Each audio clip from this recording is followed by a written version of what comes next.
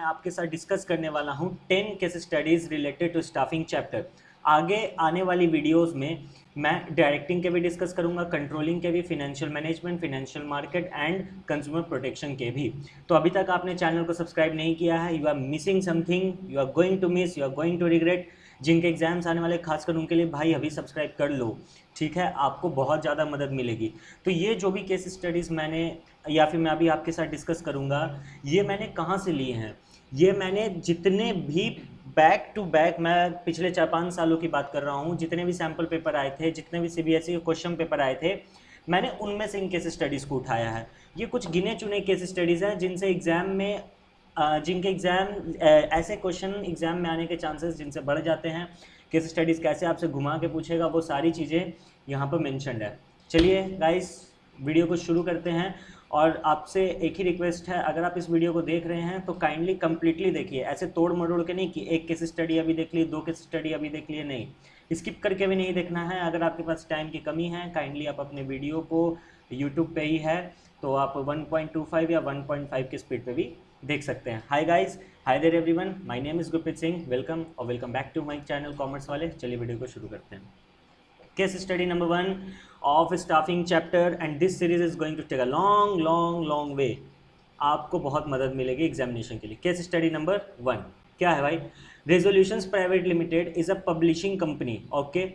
It's books on business studies for class 12 is in great demand. ठीक है भाई, कि as a result the employees in the marketing department are always racing against time.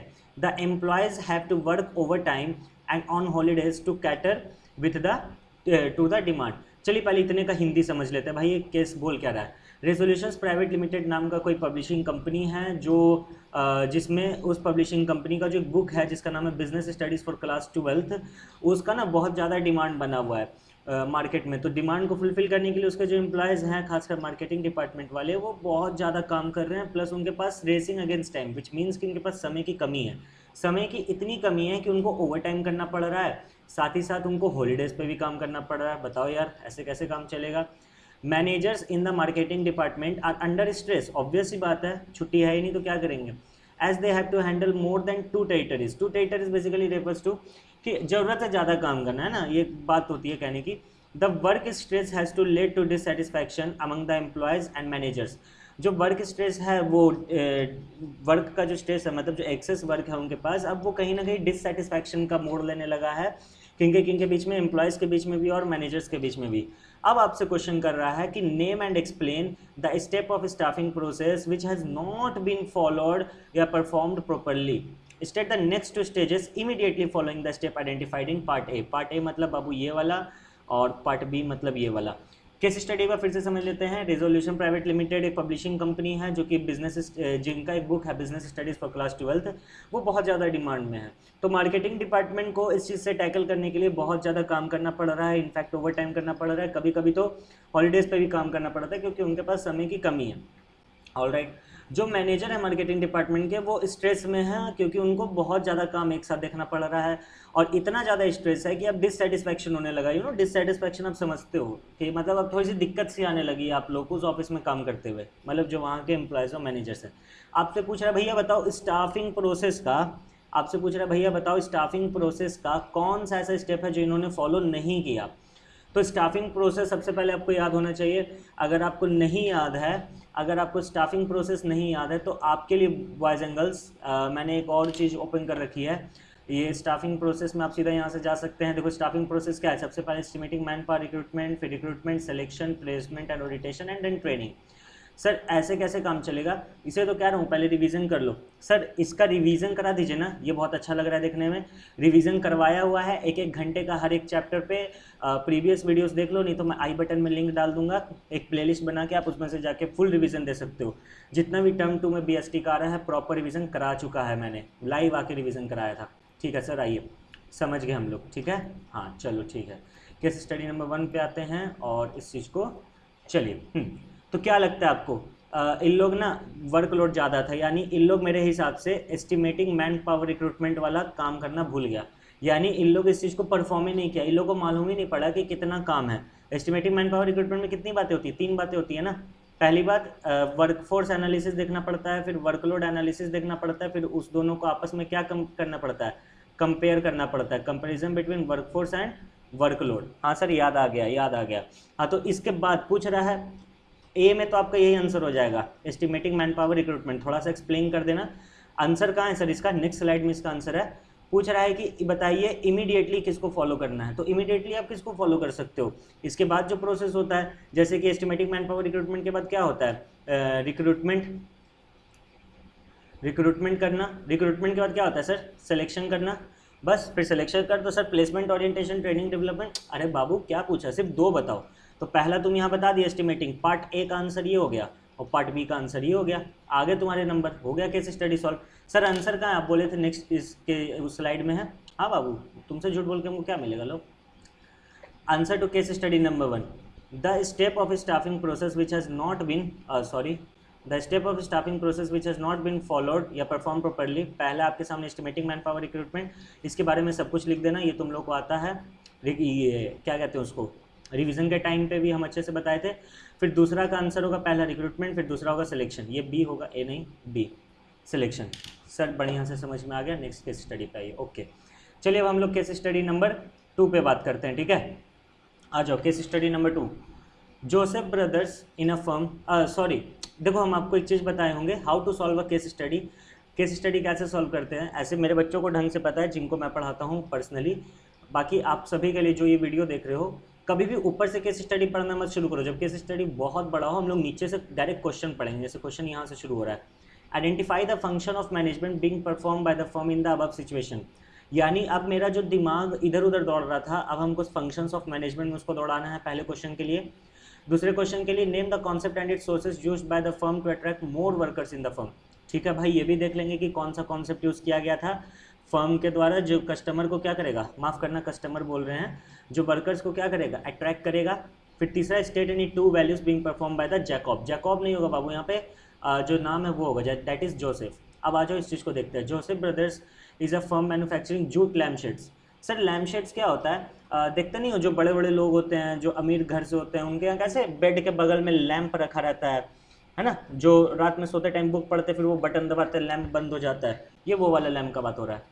It uses left over jute pieces from various jute factories to manufacture economical lampshades. Economical lampshades मतलब अच्छा खासा लैम्पशेड्स, मतलब economical basically refers to सस्ता लैम्पशेड्स। होता है ना, लकड़ी का भी रखेंगे, किन्हीं को होता है शौक कि लकड़ी का काम करवाना है, तो ये सब उन लोगों के लिए, ठीक है। Which are supply to various hotels in nearby towns, ठीक है। It employs men and women from nearby villages as workers for creating good lampshades design. हाँ, देखो क्वेश्चन क्या पूछ रहा था, स्टेट एनी 2 वैल्यूज। देखो नीचे पढ़ने से एक फ़ायदा हो गया, पहले ही हम अगर नीचे क्वेश्चन पढ़ लिए, देखो हम साथ ही साथ केस स्टडी तो करा ही रहे हैं, साथ ही साथ आपका ये भी हो रहा है कि केस स्टडी सॉल्व कैसे करते हैं। सब जब बड़ा केस स्टडी हो नीचे पढ़ते हैं, क्या रहे 2 वैल्यू बताओ। देखो एक वैल्यू तो हमको यहीं पे मिल गया कि ये नियर बाय विलेजेस को, जो नियर बाय विलेजेस में मेन एंड वुमेन है, उनको एम्प्लॉयमेंट दे रहा है, यानी एम्प्लॉयमेंट जनरेशन पहला तो भाई हमको मिल गया। Joseph brother is not able to meet its target, why देखते हैं। Namish, the supervisor of the company, was told to analyze the reason for the poor performance. Namish found that the following problems and suggested, क्या देखा भाई देखते हैं। The number of worker employed was less than what was required to for the work। अरे बाप रे बाप, बोल रहा है कि जितना नंबर ऑफ वर्कर चाहिए था उससे कम है। ओ हो, अच्छा। As a result the existing workers were overburden, ठीक है भाई। The firm decided to search for new workers and it asked the present employees to introduce candidates और recommend their friends and relatives to the firm. ओह अच्छा, हम समझे, अब पूरा केस स्टडी मेरे समझ में आ गया।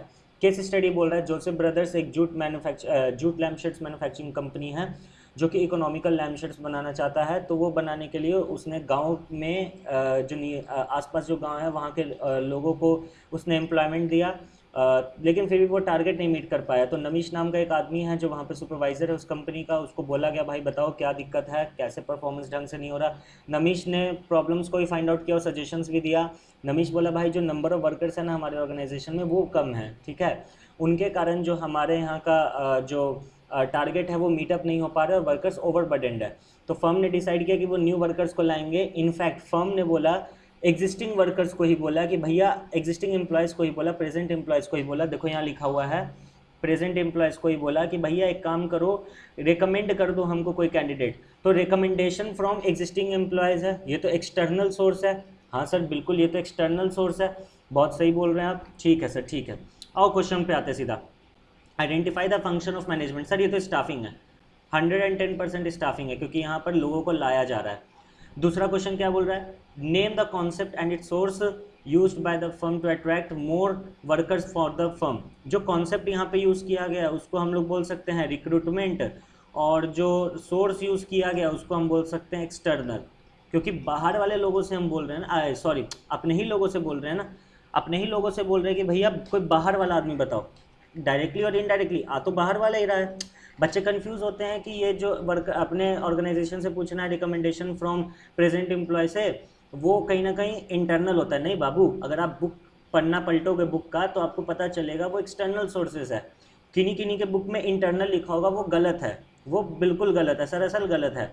आप तो सिर्फ रिकमेंडेशन मांग रहे हो, तो रिकमेंडेशन के बाद जब वो बोलेगा कि हाँ भाई मेरे भाई को रख लो, मेरे पापा को रख लो, मेरी बहन को रख लो, आप तो इंटरव्यू लोगे, उसका बैकग्राउंड रेफरेंस सब कुछ चेक करोगे, तो कहीं ना कहीं तो वो एक्सटर्नल ही तो है, बाहर से ही तो आ रहा है, ऑफिस में थोड़े काम कर रहा था। ठीक है सर। इंटरनल क्या होता है, ऑफिस का बंदा, either with the help of transfer और प्रमोशन, और उन दोनों केसेस को छोड़ के जो भी हुआ वो क्या हो जाएगा आपका एक्सटर्नल। सर आंसर एक बार दिखा दीजिए ना, थोड़ा सा क्लैरिटी आ जाएगा।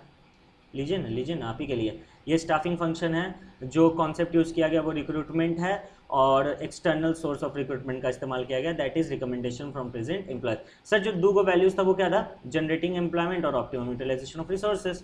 बात खत्म, समझ में आ गया? हाँ सर बिल्कुल समझ में आ गया। ठीक है सर, वीडियो थोड़ा लंबा नहीं जा रहा है बाबू, आप ही के तो हाथ में हूँ, आप ही के तो हाथ में हूँ। एक काम करो ना, 1.5 पे कर लो, 1.25 पे कर लो। सर तो आप ही थोड़ा जल्दी बोल लीजिए ना, केस स्टडी समझाना भी तो है बाबू, अगर मेरे को जल्दी करना होता तो मैं कैसे भी कर देता ना। चलो आप, Akanksha, Nikita and Parishma are the owners of an handicraft unit in the urban areas. Urban areas मतलब शहर में, ऑफ दिवर इन असम, ठीक है। Which is involve in the manufacturing of marketing of Sheetalpati traditional mats and Japi. Japi क्या होता है सर, ट्रेडिशनल हेड गियर होता है बाबू। हेड गियर मतलब एक टोपी वगैरह जैसे होता है ना, वो टोपी नहीं होता, बेसिकली ट्रायंगल का होता है, नेट पर देख लेना। They decided to shift this manufacturing unit to a rural area with an objective of reducing the cost and providing job opportunities to the locals। ठीक है, यानी इतना तक हमको समझ में आया। ये तीन ऑनर हैं ANNP, जो कि हैंडीक्राफ्ट यूनिट बनाती हैं टाउन में। उन्होंने क्या किया, शीतलपति बनाती थी, ट्रेडिशनल मैट्स बनाती है, जपी बनाती थी। उन्होंने अपना मैन्युफैक्चरिंग यूनिट को रूरल एरिया में शिफ्ट किया कि उनका जो बनाने का कॉस्ट होगा वो घट जाएगा और जॉब अपॉर्चुनिटी वो देंगी लोकल्स को। ठीक है भाई, रूरल मतलब गाँव वगैरह में। They followed the functional structure in the organization with a view to increase managerial and operational efficiency. They assessed and analyzed the type and number of employees required to keep in mind that they had to encourage the women and people with special needs belonging to the rural areas। समझ गए sir? उन्होंने analyse किया कि कितने number of employees का ज़रूरत है। ध्यान से देख लो, ये काम आएगा आपके। Analyse the number, type and number of employees required. उन्होंने देखा कि वुमेन को भी हम इंकरेज करेंगे। ठीक है सर, समझ में आ गया। State the next 3 steps that they have to undertake to obtaining a satisfied workforce in the handicraft. ये तो सबसे इजी क्वेश्चन है भाई, ये तो सबसे इजी केस स्टडी है। यहीं पे हमको हिंट मिल गया था, इसलिए हम आपको बोले थे कि भाई इसको डब्बा कर लो। क्या रहा, इन तीनों ने ये किया, तो बताइए अब इनको नेक्स्ट 3 स्टेप क्या होगा। सर इन्होंने कहीं ना कहीं मेरे को लगता है एस्टिमेट कर लिया था कि मैन पावर रिक्रूटमेंट कितना है, right. Number and type of employees required, estimation of man power recruitment हो गया। नेक्स्ट स्टेप बोल दो जल्दी जल्दी sir. Recruitment, selection and placement and orientation. Sir training and development बाबू 3 पूछा है, 4 थोड़े पूछा है। पहला क्या हो जाएगा हमारे पास, रिक्रूटमेंट, दूसरा क्या हो जाएगा सिलेक्शन, और तीसरा क्या हो जाएगा हमारे पास। बोलो ना, क्यों चुप हो, बोलो ना, हम सुन रहे हैं। तो ऐसा मत सोचना हम नहीं सुन रहे, हम सुन रहे हैं। Recruitment, selection, placement and orientation, हो गया, बात खत्म। एक्सप्लेन कर देना ये सबको, तुम लोग को आता है एक्सप्लेन करने। सर एक्सप्लेन भी करवा दीजिए ना। नहीं बाबू नहीं, ये मत बोलो, दिल टूट जाता है। अगर केस स्टडी समझ में आ रहा है, पसंद आ रहा है, तो भाई सब्सक्राइब कर दो चैनल को, अपने दोस्तों के साथ शेयर कर दो, और 2-4 अच्छी बातें कमेंट कर दो, मुझे अच्छा लगेगा। Mrs Rajalakshmi is working as an human resource consultant. Sir human resource वाला नहीं आ रहा है, कट गया एग्जाम से। पूरा तो पढ़ो। In a firm that manufacture cosmetics.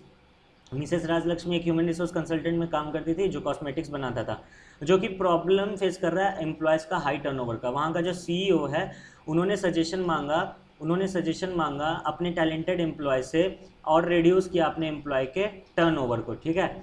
तो मिसेस राजलक्ष्मी ने रिकमेंड किया good employees to be rewarded in a way that it creates a feeling of ownership. उनको जो अच्छे एम्प्लॉयज़ है, जो गुड एम्प्लॉयज़ है, उनको इस तरीके से रिवॉर्ड करो कि उनको क्या लगे, उनके पास ऑनरशिप है। ऑनरशिप कैसे आता है? शेयर के थ्रू। ऑनरशिप कैसे आता है? शेयर्स के थ्रू। तो कहीं ना कहीं मेरे हिसाब से यहाँ पर स्टॉक ऑप्शन का बात आएगा। among the employees at the same time make them contribute towards the growth of the organization के growth के लिए भी बोल रहा है। identify the incentive expense type which has suggested by the Mrs. Rajlakshmi to the CEO of the company। identify the type of incentive, बिल्कुल कौन सा type of incentive है भाई? also explain the two other incentives of the same type, ठीक है। ये basically मेरे हिसाब से मॉनेटरी इंसेंटिव होगा। कैसे सर? क्योंकि यहाँ पर देखो क्या बोला गया, गुड एम्प्लॉयज़, जो अच्छे एम्प्लॉयज़ हैं उनको रिवॉर्ड करो कुछ इस तरीके से, इन सच अ वे कि उनको लगे कि वो ऑनर बन चुके हैं। तो भाई यहाँ पर स्टॉक ऑप्शन का तो रहेगा ही रहेगा। स्टॉक ऑप्शन मतलब एम्प्लॉयज़ को स्टॉक ऑप्शन दे देना। अरे मोटिवेशन में पढ़े थे ना मॉनेटरी वाला में, स्टॉक ऑप्शन। दो और बता दो, let's say retirement benefits and let's say perks जिसको बोलते हैं सर, पर्क खाने वाला सर, नहीं मेरे गांजा। पर्क्स का मतलब होता है यहाँ पे, पर्क्स का मतलब जो एक्स्ट्रा बेनिफिट्स हम लोग देते हैं, जैसे कि क्या बोल सकते हैं हम लोग, अरे देखना पड़ेगा हमको, जैसे कि मेडिकल वाला, हाउसिंग वाला, ये सारा कुछ जो होता है ना, वो सारा कुछ देखो जैसे यहाँ लिखा हुआ है। अभी हम आपको बताया को पार्टनरशिप वगैरह, स्टॉक ऑप्शन वगैरह। देखो रिटायरमेंट बेनिफिट और पर्क्यूसाइड्स जिसको हम लोग पर्क्स बोलते हैं, ठीक है। जैसे कार अलाउंसेस दे देना कि गाड़ी खरीदने के लिए मिलेगा, housing allowances, medical aid, educational to the children etcetera. In short extra benefits, ठीक है सर, आगे बढ़िए। Case study number 5। बोर हो रहे हैं सर? देखो बाबू, बोर होने का यहाँ पर ज़रूरत नहीं है। अगर आप बोर हो रहे हैं ये आपकी गलती है, मेहनत करना है आपको। Ashish the marketing head, Raman the assistant manager and Jyoti the human resource manager. 3 बात किया है। आशीष कौन है? Marketing head. रमन कौन है? Assistant manager. और ज्योति कौन है? Human resource manager. Of the Senor enterprises limited decided to leave the company. ठीक है भाई, छोड़ दो company. CEO of the company called Jyoti. CEO जो है वो ज्योति को बुलाता है। ज्योति कौन है भाई? ज्योति कौन है सर? ज्योति ह्यूमन रिसोर्स मैनेजर। देखिए ना, ज्योति भी तो छोड़ रही है ना, अरे अभी तो है ना। And requested her to fill up the vacancies before leaving the organisation. CEO बोलता है सुनो ना ज्योति दीदी, एक काम करिए, आप ऑफिस छोड़ने से पहले ये तीनों जो वैकेंट जो पोजीशन है इसको फिल करवा दीजिए। तो ज्योति बोलती है informing that her subordinate Mr. Alka Pandit was very competent and trustworthy. Jyoti suggested that if she could move up in the hierarchy मतलब team work in different levels, she would do the needful. यानी CEO बोला कि ज्योति दी मेरा ना human resource manager और बाकी जितना भी वैकेंट जो पोजीशन है उसको भरवा दीजिए जाने से पहले। तो ठीक है, ह्यूमन रिसोर्स मैनेजर के लिए ज्योति किसको रिकमेंड कर दी? मिस अलका पंडित को। ज्योति बोली मिस अलका पंडित बहुत अच्छी है, आप उसको रख लो। ठीक है भाई, यानी यहाँ पर मिस अलका पंडित का क्या कर दिया गया? Promotion. The chief executive officer agrees. Chief executive officer agree कर जाता है। Miss Alka Pandit contacted the recruiters who advertise the post of marketing head for Senor enterprises limited. क्योंकि अब मिस अलका पंडित क्या बन चुकी है, क्या कहते हैं, ह्यूमन रिसोर्स मैनेजर बन चुकी है। तो अब उसका हक बनता है कि वो अता पता करेगी कि किसको किसको रिक्रूट किया जा रहा है। तो they were able to recruit a suitable candidate for the company. तो देखो मिस अलका पंडित तो आ गई भाई उससे क्या कहते हैं उसको, प्रमोशन से। और रमन वैकेंसी जो था, जो रमन कौन था? Assistant manager. उसका जो वैकेंसी था वो screening the database on unsolicited applications. हम आपको बताए थे ना कि कुछ एप्लीकेशन रख दिया जाता है जिसको हम लोग क्या बोलते हैं, कैजुअल कॉलर्स बोलते हैं। अरे आपको याद होगा सर, नहीं याद आ रहा है, एक बार रिवीजन वाला क्लास देख लो, सब याद आ जाएगा। केस स्टडी वही सॉल्व कर पाएगा जो रिवीजन क्लास करके आया है। तो रमन जो असिस्टेंट मैनेजर था उसका वैकेंसी कैजुअल कॉलर के थ्रू फुलफिल हो गया। और name the internal and external sources of recruitment used by Senor. तो ठीक है भाई, बता दो इंटरनल एंड एक्सटर्नल क्या हुआ था। ठीक है, also state 1 merit of each of the 1 identified sources of recruitment. बता देंगे, सब तो बता ही दिए हैं, क्या दिक्कत है इसमें। Internal and external sources of recruitment used by Senor. पहला प्रमोशन के थ्रू, ये तो इंटरनल है, ह्यूमन रिसोर्स मैनेजर को तो प्रमोशन के थ्रू हो गया था ना। ज्योति क्या बोली थी, अलका को रख दो, प्रमोट कर दो उसको, हो गया। मार्केटिंग हेड जो है वो किसके थ्रू प्रमोट हुआ था? सब प्लेसमेंट एजेंसी के थ्रू, बिल्कुल, जो मैनेजमेंट कंसल्टेशंस के थ्रू हुआ था। असिस्टेंट मैनेजमेंट का जॉब कहाँ से फुलफिल हुआ था? सर कैजुअल कॉलर से हुआ था। रिलेटिव मेरिट क्या है, प्रमोशन का मेरिट क्या है, ये मोरल को बूस्ट करता है एम्प्लॉयज़ का प्रमोशन के कारण, एंड सोन। प्लेसमेंट एजेंसीज आप खुद जानते हैं, कैजुअल कॉलर्स आप खुद जानते हैं, हमको बताने का कोई ज़रूरत नहीं है। मेरिट क्या होता है सर, अरे फ़ायदा लिख देना बाबू, फ़ायदा लिख देना बस कि क्या फ़ायदा हुआ, ठीक है। Case studies number 6, Zenith Limited is a highly reputed company and many people wanted to join this company. Okay, the employees of the organization are very happy and they discuss how they came in contact with the organization. Aman said that he was introduced by the present sales manager Mr. John. क्या हुआ sir, यहाँ तक बता तो दीजिए। Zenith limited एक अच्छा company है, वहाँ पर लोग ज्वाइन होना चाहते थे और जो एम्प्लॉयज़ ज्वाइन हुए हैं वो बहुत खुश हैं, और आपस में वो लोग बात करते हुए बता रहे हैं कि कौन कहाँ से ज्वाइन हुआ। अमन बोला कि वो जो प्रेजेंट सेल्स मैनेजर है उसके थ्रू इंट्रोड्यूस हुआ था, ठीक है। बेनू लड़का है कि लड़की हम नहीं पता, हम एज्यूम करेंगे लड़की है। बेनू बोली कि वो न्यूज़पेपर के थ्रू आई थी, जो कि एचआर मैनेजर के थ्रू हुआ, एंड न्यूज़पेपर के थ्रू अप्लाई की थी और अपॉइंट किसके थ्रू हुई थी, एचआर मैनेजर के थ्रू। वैभव बोला ना तो वो रिलेटिव है, ना तो वो रिलेटेड है किसी एम्प्लॉय से, ना ही तो वो कोई एडवर्टीजमेंट के थ्रू आया, वो डायरेक्ट IIM अहमदाबाद से आया, जहाँ पर वो अपना क्या कर रहा था, MBA कंप्लीट कर रहा था। हाँ सर, समझ में आया इतना सा बात, ठीक है, ठीक है। Above discussion is indicating an important function of the management. Name the function of management. बोल रहा है कि ये बहुत इंपॉर्टेंट फंक्शन मैनेजमेंट का बात कर रहा है। ऑब्वियस ही बात है, स्टाफिंग होगा कि लोगों को लाया जा रहा है, फंक्शन ऑफ मैनेजमेंट तो स्टाफिंग हो गया। The management function identified in the para 1 follows the particular process. Explain the step of process which is being discussed above in the paragraph. कह रहा है ये जो स्टाफिंग है इसका एक प्रोसेस है, कौन सा प्रोसेस का हिस्सा यहाँ पे बात किया गया। देखो यहाँ पर लाने का बात किया जा रहा है कि कोई सेल्स मैनेजर के थ्रू आया, कोई न्यूज़पेपर के थ्रू आया, कोई बोलता है कि डायरेक्ट हमको कैंपस प्लेसमेंट कर दिया गया, यानी हम जहाँ पे MBA कर रहे थे हमको वहीं से उठा लिया गया। तो ठीक है, बेसिकली यहाँ पे किसका बात हो रहा है, रिक्रूटमेंट का। समझ में आया ना, समझ में आया ना, यहाँ पे किसका बात हो रहा है, रिक्रूटमेंट का। देखो recruitment is the step of in the staffing process. पहला का आंसर तो क्या स्टाफिंग, और दूसरा का आंसर क्या है, अब पैराग्राफ। तो रिक्रूटमेंट का डेफिनेशन लिख देना और फिर सब कुछ लिख देना। जैसे अमन कहाँ से आया था, प्रेजेंट एम्प्लॉय के रिकमेंडेशन से, और बेनू कहाँ से आई थी, न्यूज़पेपर के एडवर्टीजमेंट से, और वैभव कहाँ से आया था, कैंपस रिक्रूटमेंट से। सर वो बेचारा चुपचाप पढ़ रहा था, फाइनल ईयर में कुछ लोग आए उसको उठा के यहाँ पर ले आए। ठीक है सर, समझ में आ गया। Next case study number 7, blue heavens limited purchase a new machinery from Germany for manufacturing some auto components. ठीक है भाई, it was a cost effective and quality production machine but during the production process manager observe that the quality of production was not as per standard. कह रहा है machine तो अच्छा था, as per quality भी अच्छा दे रहा था, लेकिन जैसे जैसे प्रोडक्शन शुरू हुआ, कॉस्ट इफेक्टिव था मशीन, लेकिन जैसे ही प्रोडक्शन शुरू हुआ कुछ लोगों ने नोटिस किया कि यार क्वालिटी ढंग का नहीं आ रहा है। तो हमारा इन्वेस्टिगेशन से पता चला कि वहाँ पर लोगों के पास लैक ऑफ नॉलेज है, उनको हाईटेक मशीन चलाने नहीं आता है। बंदर क्या जाने अदरक का स्वाद या अंगूर का स्वाद, कुछ ऐसे ही ना। So frequent visits by the engineer, तो उसके कारण क्या होता था, हाईटेक मशीन में थोड़ा बहुत खराबी आ जाता था, जिससे बार बार हम लोग को इंजीनियर्स को जर्मनी से बुलाना पड़ता था, क्योंकि इंडिया का मशीन था ही नहीं। तो उससे ना हमारा ओवरहेड चार्जेस बढ़ गया था। ओवरहेड चार्जेस क्या होता है sir, indirect charges. Suggest what can B, जो P&L में जाता है, इनडायरेक्ट चार्जेस जो कि P&L में जाता है। Suggest what can be done to develop the skill and ability. करना क्या है, इतना इजी केस स्टडी आता है एग्जाम में। सोचो एक केस स्टडी आ चुका है एग्जाम में, ये एग्जाम में आया हुआ क्वेश्चन है 2017 की 2018 में। बताओ इतना इजी आता है। क्या करना है, ट्रेनिंग एंड डेवलपमेंट देना है, बिल्कुल ट्रेनिंग एंड डेवलपमेंट देंगे। और पूछ रहा है एक्सप्लेन हाउ, और पूछ रहा है आपसे कि explain how the employees of the organisation will be benefited by suggestion. Sir अगर हम इसको ट्रेनिंग एंड डेवलपमेंट देंगे तो इन लोग का करियर ऑप्शन अच्छा हो जाएगा, बेटर कैरियर ऑप्शन हो जाएगा, है ना। Better career option, increased income, इनका जो इनकम है वो बढ़ जाएगा सर, या फिर इनका एफिशिएंसी बढ़ जाएगा, बहुत कुछ होगा, बहुत कुछ होगा। 2 4 5 चीज़ लिख देना ट्रेनिंग एंड डेवलपमेंट का फ़ायदा।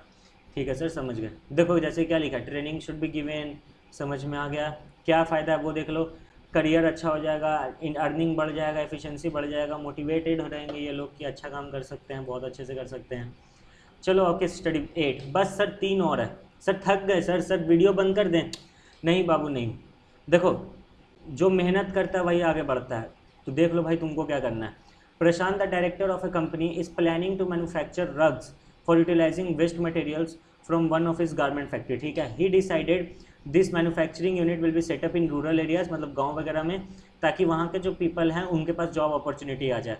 For this he wanted different heads for sales, accounts, purchase and production department. उसको 4 हेड चाहिए था बोला कि उसने कुछ डिफरेंटली एबल्ड पर्सन होंगे, कोई माइनॉरिटी से होंगे, कोई community, and one of the disadvantage section of the society. ये सब क्या होता है सर? डिफरेंटली एबल्ड मतलब कोई लंगड़ा है, कोई मतलब जिसको जो फिजिकली फिट नहीं है। अनदर फ्रॉम माइनॉरिटी कम्युनिटी मतलब सर ये मतलब कि जो SC ST वगैरह से, मतलब जो पिछड़ी जाति से आते हैं, राइट, ठीक है, समझ में आ गया। Community and one from disadvantage section, जिनको लोग प्रीफर नहीं करते, जिनसे हम लोग दूर भगते हैं, मेरे से मत सटिए वगैरह वगैरह, मतलब जिनको लोग गलत झुकी नज़रों से देखते हैं, ठीक है सर, समझ गए। He gave an advertisement in the newspaper for the above vacancies. समझ में आया क्या? क्या प्रशांत एक डायरेक्टर है जो कि कंपनी में कुछ बनाना चाहता है, गारमेंट फैक्ट्री का उसका कंपनी है, वो अलग अलग हेड खोलना चाहता है, that is sales, accounts, purchase and production, जिसके लिए वो अलग अलग लोगों को रखना चाहता है, जिसमें से कुछ लोग डिफरेंटली एबल्ड होने चाहिए, जिसमें से कुछ लोग माइनॉरिटी, मतलब ये उन लोगों को काम देना चाहता है जिसको पूरा दुनिया काम नहीं देता है। क्या है? Identified step, next 3 steps Prashant had to follow in the staffing process in the above vacancies. Identify any 2 values that Prashant. ये तो सबसे इजी क्वेश्चन है, यही सब एग्जाम में आता है सर, हाँ यही सब आता है। देखो यहाँ पर इतना काम तो प्रशांत कर लिया, अब इसका नेक्स्ट 3 स्टेप्स क्या आ सकता है सर? सिलेक्शन आएगा, बिल्कुल सिलेक्शन आएगा सर। प्लेसमेंट एंड ओरिएंटेशन आएगा, बिल्कुल प्लेसमेंट एंड ओरिएंटेशन आएगा। And sir training and development आएगा, बिल्कुल सर। ये 2 वैल्यूज़ बताइए ना क्या हो रहा है? पहला तो एम्प्लॉयमेंट जनरेशन और दूसरा क्या कहते हैं उसको, रूरल डेवलपमेंट हो रहा है, रूरल एरियाज़ में डेवलपमेंट हो रहा है, और क्या? ठीक है सर, समझ में आ गया। आइए इसका आंसर देख लेते हैं क्या है। देखो आंसर में क्या लिखा हुआ है, बिल्कुल selection, placement orientation, training and development. जो 2 वैल्यूज़ है वो कौन सा है? चलो हम एम्प्लॉयमेंट जनरेशन बोल दिए थे, एम्प्लॉयमेंट जनरेशन तो रूरल डेवलपमेंट में आ गया ना कि उन लोग का जनरेशन होगा। हाँ तो ऑप्टिमम यूटिलाइजेशन ऑफ रिसोर्सेज, ठीक है, इंसान है, गलती हो सकता है, कोई दिक्कत नहीं है, तो 2 हो गया, ठीक है सर। लास्ट 2 क्वेश्चन और है। हाँ बाबू हम भी जानते हैं तुम लोग के लिए रात में शूटिंग कर रहे हैं, बताओ, दिन भर इधर उधर रहते हैं, दिन भर समय यूज़ करते हैं, खुद का भी पढ़ते हैं, बहुत मेहनत करते हैं यार। मेरे मेहनत के लिए एक लाइक, एक शेयर और एक सब्सक्राइब और एक कमेंट, 4 चीज़ कर दो, like, share, comment and subscribe, बस यार, मुझे और कुछ नहीं चाहिए, मेरे लिए यही गुरु दक्षिणा हो जाएगा। पता है तुम शेयर करोगे ना ये सब, तो लोगों का दिमाग खुलेगा, केस स्टडी कैसे सॉल्व करते हैं, तुमको दुआ मिलेगा, दुआ।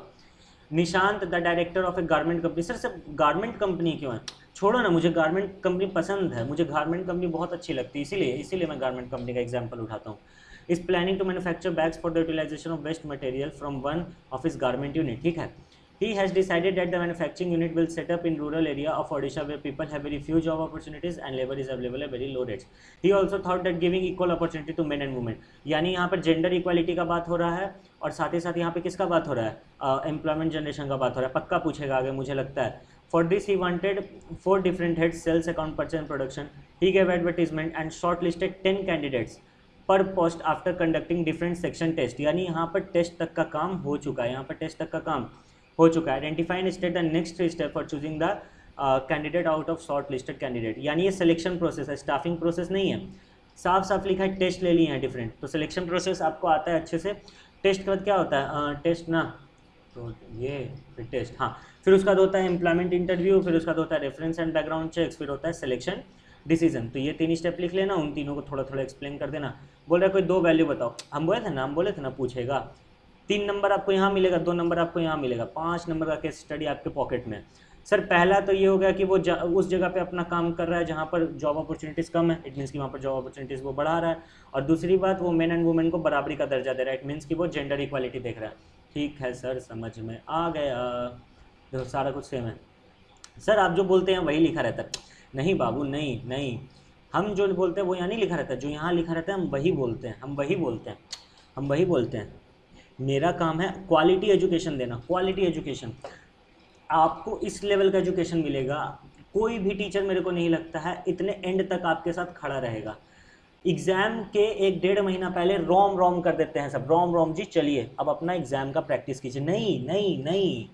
नहीं, आपको आपके साथ हूँ मैं, बस मुझे आपका साथ चाहिए, आपका प्यार चाहिए। वो कैसे चाहिए? बस आप मेरे लिए 4 चीज़ कर दो, like, share, subscribe and comment. Like, comment and share, 3 चीज़ तो करना ही करना है। सब्सक्राइब आपके हाथ में है, सब्सक्राइब करना है करो, नहीं करना है नहीं करो, खाली 3 चीज़ कर दो, like, share and comment. Comment उसमें सबसे पहले, कमेंट तो होना ही होना है। बस मुझे इतनी सी गुरु दक्षिणा दे दो, मैं आपसे 1 रुपया नहीं मांग रहा हूँ। दिन रात आपके लिए मेहनत करता हूँ, दिन रात, मत मानो चाहे मानो, मुझे नहीं पता, दिन रात आपके लिए मेहनत करता हूँ। Last case study of this chapter मेरे हिसाब से Harish the director of a company is planning to manufacture stuff toys of utilising waste material from one is garment. Sir फिर गारमेंट फैक्ट्री सर, अरे बोला ना बाबू, बोला ना मैंने, ये मेरे है मुझे कुछ, मैं पॉजिटिव हूँ गारमेंट फैक्ट्रीज को लेके भाई, मुझे अच्छी लगती है garment factories. He decided that the manufacturing unit will be set up in rural areas so that the people of that area will have more job opportunities. Same चीज़ वही है। For this he selected Rahman, Anita Banerjee and Harpreet Kaur. देखो देखो पंजाबी लड़की है Harpreet Kaur and Umesh, 5 लोगों को उसने select किया, जिसमें से उमेश क्या है, डिफरेंटली एबल्ड है, मतलब उसके साथ कोई फिजिकल प्रॉब्लम है, लेकिन वो एक क्रिएटिव पर्सन है भाई डिजाइनिंग में। चलो अच्छी बात है। As the heads of sales, accounts, purchase and production department respectively. यानी देखा जाए तो उमेश को कहाँ रखा गया, प्रोडक्शन डिपार्टमेंट में, यानी वो क्रिएटिव आइडियाज दे सकता है। Identify and state the next step that the Harish has to be followed in staffing process after selecting the heads of different department. Identify any 2 values that Harish wants to communicate and setting up by setting up the manufacturing unit. क्या हो सकता है sir, क्या हो सकता है? ये case study समझ के पढ़ के हमको इतना समझ में आया कि 5 लोगों को इसने रखा है, यानी 5 लोगों को इसने सेलेक्ट कर लिया है, सिलेक्शन कंप्लीट हो गया है। सिलेक्शन के बाद क्या आता है, प्लेसमेंट एंड ओरिएंटेशन, 3 स्टेप्स बोला है ना, तो प्लेसमेंट एंड ओरिएंटेशन, फिर उसके बाद ट्रेनिंग एंड डेवलपमेंट, फिर उसके बाद परफॉर्मेंस अप्रेजल। परफॉर्मेंस अप्रेजल याद है जो लास्ट में 3 छोटा सा था? सर नहीं याद आ रहा है सर, क्या करूँ बाबू? प्रॉपर रिवीजन वीडियो डाला हुआ है, आप प्लीज़ उसको जाके देख लेना, मैं एंड स्क्रीन पर डाल दूंगा उसको, ठीक है? चलिए सर, ठीक है। आइडेंटिफाई एनी 2 वैल्यूज़ जो हर्ष बताना चाहते। सर पहला का बता दीजिए एक बार आंसर, आप बात में रह गया थोड़ा लगता है। पहला का आंसर बाबू ये रहेगा, placement and orientation, recruitment and training, training and development, recruitment नहीं, ट्रेनिंग एंड डेवलपमेंट, फिर परफॉर्मेंस अप्रेजल। पॉइंट बी में वही rural development and sustainable development, generating employment opportunities and so on. हर जगह तो सेम ही ना है। आंसर टू क्वेश्चन नंबर 10 या केस स्टडी नंबर 10 देखिए sir, placement orientation, training development, performance appraisal. So yeah, with this I complete my exhaustive lecture on case studies of staffing chapter। अगर आपने ये 10 के 10 केस स्टडीज़ कंप्लीट कर लिए, 10 के 10 ईमानदारी से, ऐसे बढ़ा के नहीं, स्किप करके नहीं, प्रॉपर अगर 1.5 या 1.25 के स्पीड पे भी देखा होगा, गारंटी है मेरा, गारंटी स्टाफिंग चैप्टर का एक भी केस स्टडी आपसे नहीं छूटेगा, सारा का सारा केस स्टडी आप एग्जाम में बना के आओगे। सर मज़ा आया सर, अगर आपको अच्छा लगा kindly like, subscribe, share and सबसे बड़ी बात कमेंट करना मत भूलना भाई। कमेंट करोगे तो थोड़ा सा यूट्यूब मेरी वीडियोस को रैंक करेगा, यूट्यूब मेरी वीडियोस को ज़्यादा लोगों तक पहुंचाएगा। अगर आप चाहते हो, अगर आपको लगता है ये एजुकेशन का जो लेवल है बहुत अच्छा है, शेयर कर दो, कमेंट कर दो, एकदम पुण्य कमाओ, पुण्य। मैं आपके साथ ये काम आपके लिए कर रहा हूँ, रात में शूट कर रहा हूँ, लेट नाइट, एकदम थका हुआ हूँ दिन भर की थकान से, सिर्फ आपके लिए। पुण्य मिलेगा ना, आपका एग्जाम में नंबर अच्छा आएगा, आप अच्छे नंबर से पास हो गए, मुझे लगेगा मैं अच्छे नंबर से पास हो गया, ठीक है सर। डायरेक्टिंग का कब आएगा? डायरेक्टिंग का नेक्स्ट डे, यानी जिस दिन ये वीडियो अपलोड होगा उसके अगले दिन, 1 तारीख को वीडियो अगर ये वाला अपलोड हो रहा है, उसके अगले दिन डायरेक्टिंग का आ जाएगा, फिर उसके अगले दिन कंट्रोलिंग का आ जाएगा एंड सो ऑन। तो सर चैनल को सब्सक्राइब कर ले। हाँ चलिए फिर, thank you so much guys, love you all, bye bye and yes, अगर आपको डायरेक्टिंग वाला केस स्टडी देखना है, आपके स्क्रीन पे वीडियो आ रही है, क्लिक करके देख लो। अगर आपको इसका एक पूरा का पूरा स्टाफिंग चैप्टर का रिवीजन वीडियो देखना है जो मैंने हाल फिलहाल अपलोड किया है लाइव आके, तो आपके स्क्रीन पे वीडियो आ रही है, आप वो देख सकते हो। चलिए thank you so much guys, love you all, bye bye.